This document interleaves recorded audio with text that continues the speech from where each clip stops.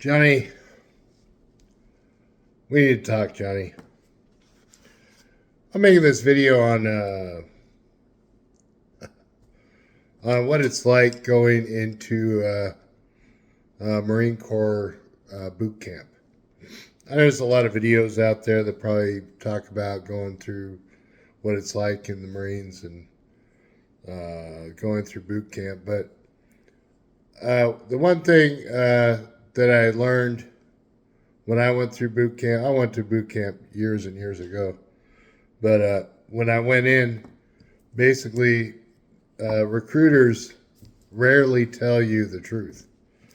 Most people probably know that, but they never tell you exactly where you're going. They won't even tell you, they'll tell you what you want to hear, but they won't tell you the truth. And yeah, that's one of the things. Another thing is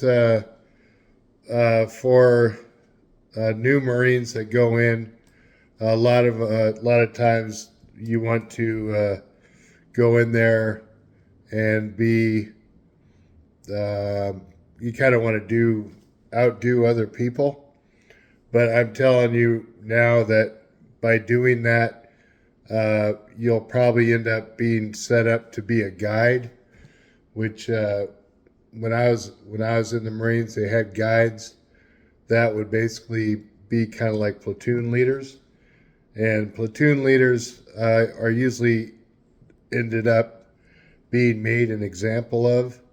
So that means that if something goes wrong, the platoon leader is usually the one that ends up catching the flack. So when that happens, everything falls on the platoon leader. In my boot camp, when I went in, that platoon leader ended up a shriveled mess because he couldn't handle the pressure. And then everybody hated him. Another thing, in boot camp, when you first go in through processing, you're going to have people that go in that are scared S-less, and they just want to go home to mommy. It's a very real thing. And I was a Hollywood Marine, so I went to Marine Corps boot camp in San Diego. And one of the things, we'd get a lot of people from the Midwest or some BF state in the middle of nowhere. Basically, that kids would get out of high school and then they say, well, I don't have any money for college, so I need to, figure something out. And they end up going in the Marines. I will say that some Marines, when I was in, were not straight in your sexuality. And back then, that was a problem. I don't know if it is now. I think they have the don't ask, don't tell thing now. But back then, it was a problem. And back then, those people would either get processed out pretty quick, or a lot of them would drop. Another thing is that when you end up in boot camp, you'll find yourself in situations that you might have to be doing bends and thrust, or side straddle hops as they call them, bends and thrust, up and on shoulders. When you get your rifle, you have to do up and on shoulders. And those things are basically made to build you up. It's made to build up your, physically build you up, and mentally build you up too, with all the screaming and yelling. And the one thing I will say is, as far as all the screaming and yelling and all the drill instructors in your face all the time, it's really just a game. It really doesn't, it's like, it doesn't mean anything. That's just the way they do things. And then at the end of boot camp, a lot of times you will end up being able to go and shake the hand of the drill instructor, and they'll be totally cool. What else did I learn? MOSs are basically that's your job, uh, what you're going to be doing in the service in the Marines, and those are usually like assigned through, I think, pretty much through your ASVAB. I think they call it, I don't know, it's MEPS and stuff. Whatever tests you take nowadays, and those that will kind of give them an idea of what you're capable of doing. So I guess if you have a little bit of smarts behind you, you could end up in admin, so you wouldn't be like a grunt like an 0311. In my case, I ended up being an 0161, which was a postal guy, and that is usually given to you. That's given to you after boot camp, and then you'll end up going to your training or school, and then get assigned that MOS rating. As far as boot camp goes, I mean, it's only 3 months. 3 months goes by so freaking quick. You could be, by the time when I went in, I weighed 135. When I got out, I was up to like 170, and in pretty good shape, back then. But that was many, many, many years ago, decades ago, in fact. But the one thing I would say is, I know a lot of people don't like thinking about going the service anymore.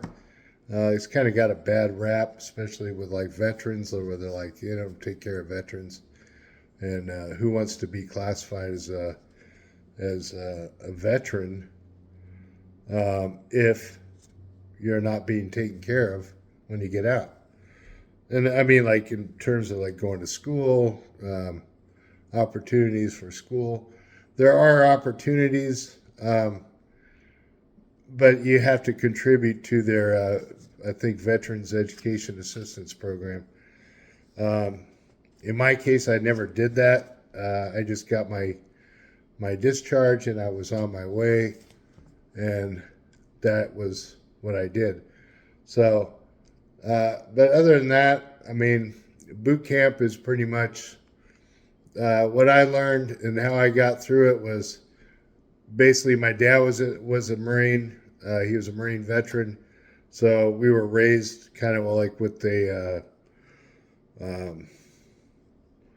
no nonsense, So it really didn't bother me at all to go through that. The yelling and stuff didn't bother me, and as long as you can just kind of blow that off and just look at it all as a big joke, kind of like when your parents yell at you, you just go, whatever. Then you can make it through Marine Corps boot camp fine.